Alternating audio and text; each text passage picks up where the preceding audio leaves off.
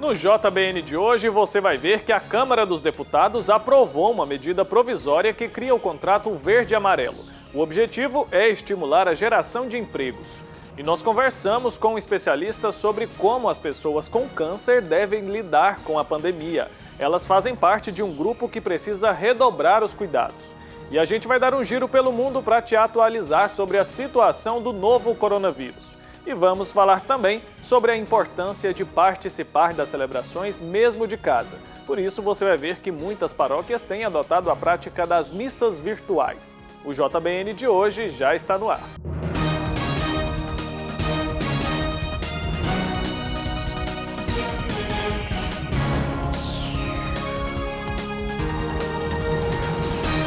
Olá, boa noite, seja muito bem-vindo ao Jornal Boa Notícia desta quinta-feira, 16 de abril. A Câmara dos Deputados aprovou a medida provisória que cria o contrato verde-amarelo, um programa do governo para estimular a geração de empregos. As regras de contratação mais simples e com menor custo para as empresas serviriam para estimular o emprego de jovens de 18 a 29 anos. A Câmara estendeu as mesmas condições para trabalhadores acima de 55 anos com mais de um ano sem carteira assinada. De acordo com o governo, a proposta serve para desburocratizar as contratações, o que deve ajudar os jovens a conseguir o primeiro emprego. As regras valem para vagas de emprego que pagam até um salário mínimo e meio, ou seja, R$ 1.567,50. Os contratos são de 2 anos no máximo. Até 25% do corpo de funcionários de uma empresa pode ser contratado pelas novas regras. A proposta aprovada pelos deputados manteve o recolhimento das empresas ao FGTS em 8%. A multa sobre o FGTS em caso de demissão fica em 20%, metade do pago normalmente. Os parlamentares também tiraram do texto a liberação para que todas as categorias possam trabalhar em domingos e feriados, mas ampliaram a lista atual. Agora estão inclusos setores como telemarketing, tecnologia e segurança. A medida deverá ser votada no Senado amanhã. Caso a MP não seja votada até segunda-feira, perde a validade. A medida ainda dá um reforço nesse contexto de crise, ampliando o acesso ao microcrédito. As empresas não recolhem a contribuição patronal ao INSS e as alíquotas do Sistema S. A estimativa do governo é de que até 40 bilhões de reais sejam liberados. Depois de negar a demissão de um dos secretários da pasta, o ministro da Saúde disse que está pronto para entregar o cargo ao substituto escolhido pelo presidente Jair Bolsonaro. O ministro amenizou as divergências com o presidente. Parece que eu sou contra o presidente ou o presidente é contra mim. Não, são visões diferentes do mesmo problema. E que se tivesse uma visão única, seria um problema muito fácil de solucionar. E ele não é um problema maniqueísta. Não é branco ou preto, existe o cinza, existem várias gradações. Então, o que eu coloco é, até aqui, coloco para a minha equipe, nós fizemos um trabalho muito elogiado por Banco Mundial, por Organização Mundial de Saúde, os números que nós conseguimos domar, nós achamos que está bem. O principal conflito entre o ministro e o presidente diz respeito às medidas de isolamento social. Bolsonaro defende uma forma mais flexível, ao contrário da recomendação de Mandetta, que tem um posicionamento alinhado com o da Organização Mundial de Saúde. Ele acha que é preciso conhecer mais o comportamento do vírus antes de flexibilizar as medidas de isolamento. O vírus está escrevendo a sua história natural. O vírus está conhecendo a sociedade brasileira e a sociedade brasileira está conhecendo esse vírus. E ele voltou a dizer que todas as suas decisões serão tomadas com base na ciência. Nós apoiamos no segundo pilar, que é a defesa intransigente da ciência. Sem ciência nós não andamos. Não é possível. A nossa bússola é ciência. Se tivermos uma outra bússola para tomada de decisões, normalmente a gente, entre esse trio aqui e mais os centenas de milhares de técnicos que estão atrás dele, aqueles 2 Rodrigos que estão ali, quando a gente sai um pouco, alguém lembra que a ciência está aqui e está falando isso. Então a gente tem essa pauta.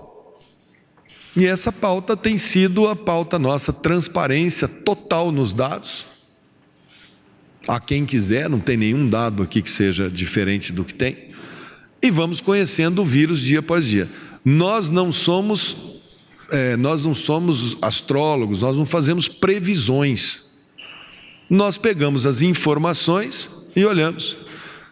Acho que conseguimos tirar aquela curva enorme e conseguimos abrandá-la, fruto de um sacrifício da sociedade. O futuro do ministro e de toda a equipe em frente à pasta continua sendo incerto. Eu deixo o Ministério da Saúde em 3 situações. Uma, quando o presidente não quiser mais o meu trabalho. O segundo é quando, se eventualmente, isso a gente não pode saber, imagine que eu pego uma gripe dessa e tenho que ser afastado por forças alheias à minha vontade. E a terceira, quando eu sentir que o trabalho feito já não é mais necessário que seja continuado, porque, de alguma maneira, passamos por esse estresse. E agora a gente vai dar um giro para te atualizar sobre a situação do novo coronavírus pelo mundo. Acompanhe comigo. O chefe da Organização Mundial da Saúde lamentou a decisão do presidente dos Estados Unidos, Donald Trump, em suspender a ajuda financeira de mais de 2 bilhões de reais por ano. O presidente da OMS fez um apelo a outros líderes mundiais pedindo união em meio à pandemia que já infectou mais de 2 milhões de pessoas. O Ministério das Relações Exteriores da China afirmou em entrevista que a Organização Mundial da Saúde não encontrou evidências de que o coronavírus tenha sido produzido em laboratório. O porta-voz do ministério fez essa observação depois de uma pergunta em que a China teria criado este vírus e disseminado na cidade de Wuhan, local onde surgiram os primeiros casos no final do ano passado. A Dinamarca reabriu escolas e creches como um primeiro passo para o relaxamento gradual do isolamento depois de um mês. O país nórdico foi um dos primeiros da Europa a promover o isolamento social como forma de evitar o aumento do número de casos de Covid-19. A decisão do governo desencadeou um debate sobre como equilibrar a economia e manter a população segura. A Dinamarca registrou até o momento 6.500 casos com 300 mortes. Na Espanha, o governo flexibilizou algumas medidas econômicas e permitiu que trabalhadores que não podem fazer home office voltassem a trabalhar. Com isso, o número de mortes no país voltou a subir, chegando a mais de 19 mil vítimas. Os casos já somam 182 mil. Por enquanto, parques e escolas na Espanha permanecem fechados. As ruas de Moscou, na Rússia, continuam desertas nesta terceira semana de isolamento imposto pelo governo. A capital russa continua sendo o epicentro da doença no país, com mais de 16 mil casos confirmados. A cidade, com 12 milhões de habitantes, tem um rigoroso controle de bloqueio, com as pessoas não podendo sair de casa, exceto para comprar comida, receber tratamento médico de urgência ou ir trabalhar em atividades essenciais. E a gente fala agora com a repórter Daiane Rodrigues sobre a morte do bispo emérito da Paraíba, Dom Aldo de Silo Pagotto, vítima do novo coronavírus. É com você, Daiane. É isso mesmo, Wilker. O corpo de Dom Aldo de Silo Pagotto não foi velado, mas passou por uma rápida despedida com a oração das exéquias. A cerimônia sem público seguiu as determinações das autoridades públicas, sanitárias e de saúde após o exame feito no bispo emérito da Paraíba comprovar que ele morreu por Covid-19. O sepultamento aconteceu no fim desta quarta-feira no Mausoléu dos Religiosos Sacramentinos, no Santuário de São Benedito, em Fortaleza, no Ceará. Dom Aldo estava internado na unidade de terapia intensiva de um hospital particular da capital após o agravamento de uma crise de insuficiência respiratória e morreu na última terça-feira, aos 70 anos. O religioso nasceu em Santa Bárbara do Oeste, São Paulo, em 16 de setembro de 1949. Em dezembro de 1977 foi ordenado presbítero e 20 anos mais tarde recebeu o título de bispo. Ele trabalhou em Sobral até 2004 e depois foi para João Pessoa, na Paraíba, onde exerceu seu trabalho à frente da igreja por 12 anos. Em 2016, Dom Aldo renunciou o cargo, alegando problemas de saúde. É com você no estúdio. E E agora a gente vai para o intervalo e a seguir você vai ver que na Diocese de Cruz Alta, no Rio Grande do Sul, o bispo diocesano Dom Adelar Baruffi peregrinou com a imagem de Nossa Senhora de Fátima, dando a bênção aos fiéis. Você vai ver como foi esse momento já já.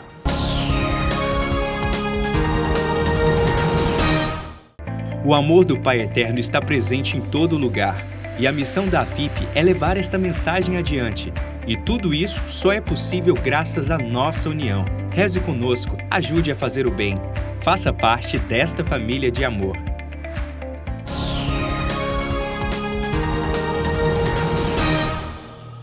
Estamos de volta com o JBN de hoje. Muito obrigado pela sua companhia. Durante esse período de pandemia, muitas são as iniciativas para levar conforto e esperança aos fiéis que estão em casa. Na Diocese de Cruz Alta, no Rio Grande do Sul, o bispo diocesano Dom Adelar Baruffi peregrinou com a imagem de Nossa Senhora de Fátima. Vamos conferir como foi.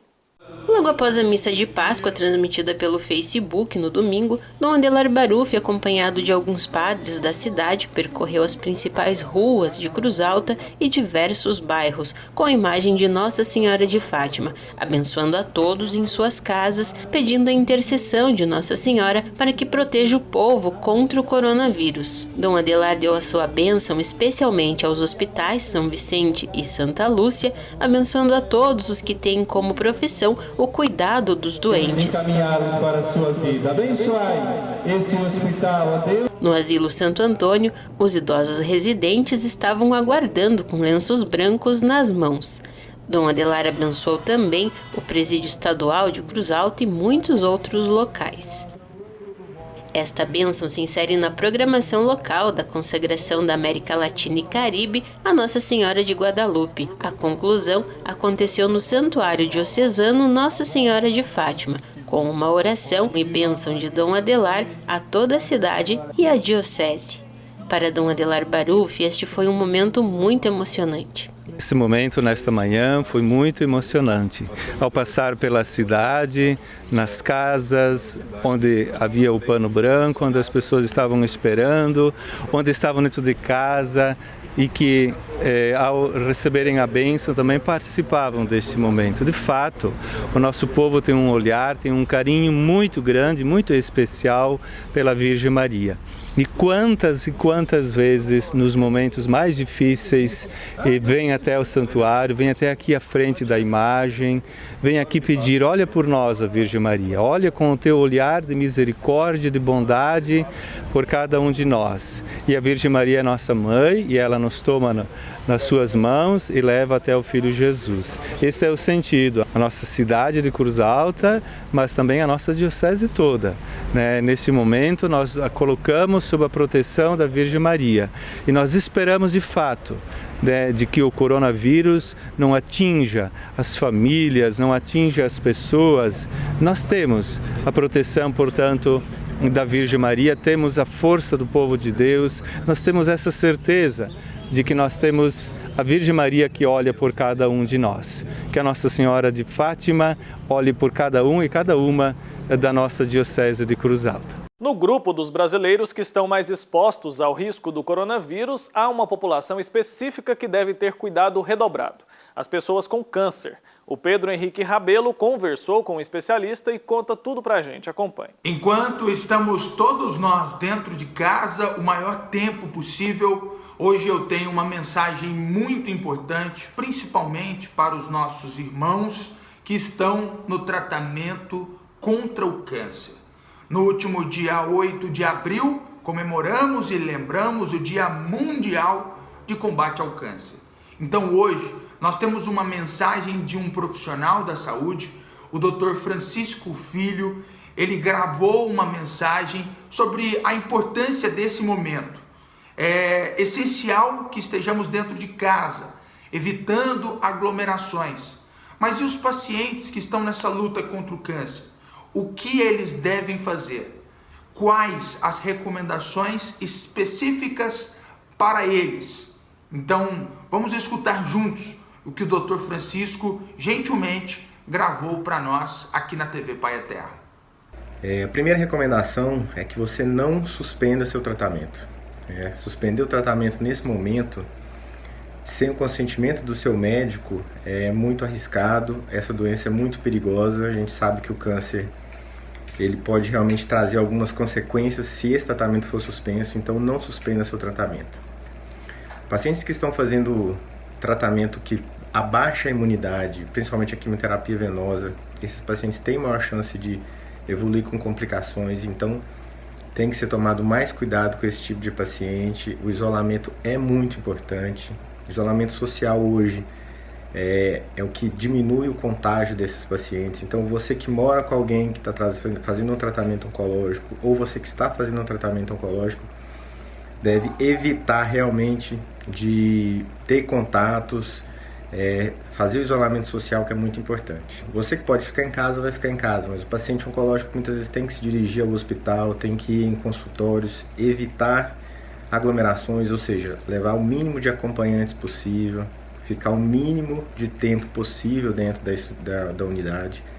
Os médicos, os oncologistas continuam fazendo atendimento, o atendimento é de urgência, então não foi suspenso. O que aconteceu foi uma adequação dessas consultas, então menos consultas para evitar que muitas pessoas se encontrem na recepção. Os pacientes devem realmente manter uma distância, evitar cumprimentos, pegar na mão, beijo, abraço. Esse momento realmente não é de fazer isso. E tomar cuidado com a higiene das mãos principalmente, então lavar as mãos, usar o álcool 70, evitar contágios de pessoas que estão com sintoma. E o principal é, se você tiver algum sintoma, quais são esses sintomas que você tem que chamar mais atenção? Febre, sintomas respiratórios, falta de ar, aquela falta de ar exacerbada, muito grande, tosse seca. Se você está com esses sintomas e fazendo quimioterapia, entre em contato com o seu médico, procure entrar em contato com ele, que ele vai saber a melhor conduta para você. Vamos todos juntos, se Deus quiser, passar por isso. E o paciente oncológico é um paciente de risco e, portanto, exige mais cuidados. Vamos todos juntos fazer com que consigamos superar esse momento. Um abraço a todos. E chegou a hora de conferir as principais notícias do Papa Francisco com o nosso correspondente Silvonei José. Acompanhe comigo. Alô, amigos da TV Pai Eterno em todo o Brasil. Ontem, quarta-feira, foi dia de audiência geral aqui no Vaticano com o Papa Francisco. E, mais uma vez, o Papa fez a sua catequese na biblioteca do Palácio Apostólico por causa da pandemia de coronavírus. A sua reflexão foi dedicada à 7ª bem-aventurança. Felizes os que promovem a paz, porque serão chamados filhos de Deus. Para entender essa bem-aventurança, é preciso explicar o significado da palavra paz, que pode ser mal entendido ou banalizado, disse o pontífice. Segundo o Papa, devemos nos orientar entre duas ideias de paz. A primeira é bíblica, onde aparece a bela palavra shalom, que expressa abundância, prosperidade e bem-estar. Quando em hebraico se deseja shalom, deseja-se uma vida bela, plena e próspera, mas também de acordo com a verdade e a justiça, que serão cumpridas no Messias, príncipe da paz. Depois, há outro sentido, mais difundido, em que a palavra paz é entendida como uma espécie de tranquilidade interior. Essa é uma ideia moderna, psicológica e mais subjetiva, disse o Papa, acrescentando. Acredita-se que a paz seja calma, harmonia, equilíbrio interior. Esse significado da palavra é incompleto e não pode ser absoluto, porque a inquietude na vida pode ser um momento importante de crescimento, enquanto pode acontecer que a tranquilidade interior corresponda a uma consciência domesticada e não a uma verdadeira redenção espiritual. Muitas vezes o Senhor deve ser um sinal de contradição, abalando as nossas falsas seguranças para nos levar à salvação, disse Francisco. O Papa recordou que o Senhor entende sua paz como diferente da paz humana, a do mundo, quando diz: eu deixo para vocês a paz, eu lhes dou a minha paz. A paz que eu dou para vocês não é a paz que o mundo dá.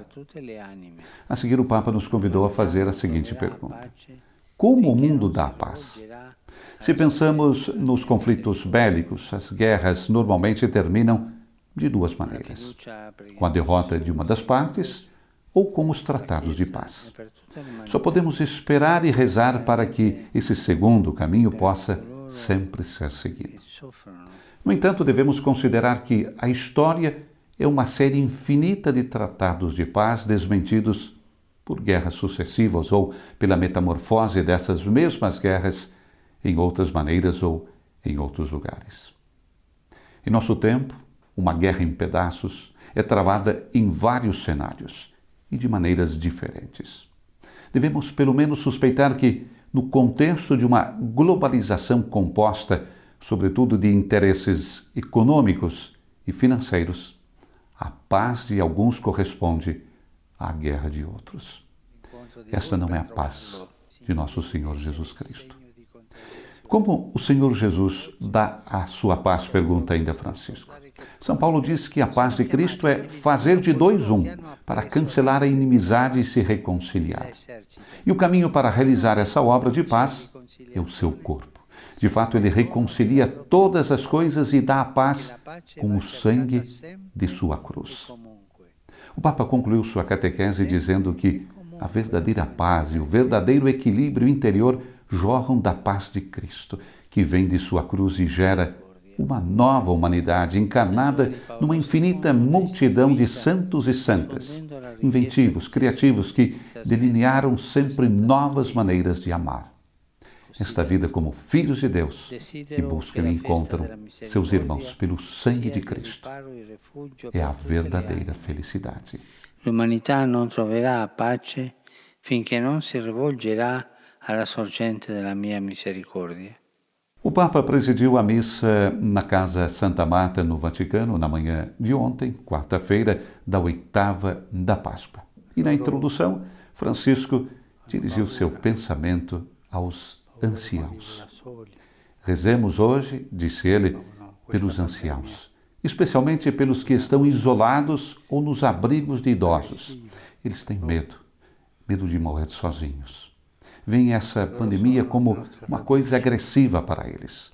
Eles são nossas raízes, nossa história. Eles nos deram a fé, a tradição, o sentido de pertença a uma pátria. Rezemos por eles, a fim de que o Senhor esteja próximo deles nesse momento. E nesse período de emergência global, o Papa Francisco não deixa de expressar a sua proximidade às pessoas que estão sofrendo com o novo coronavírus.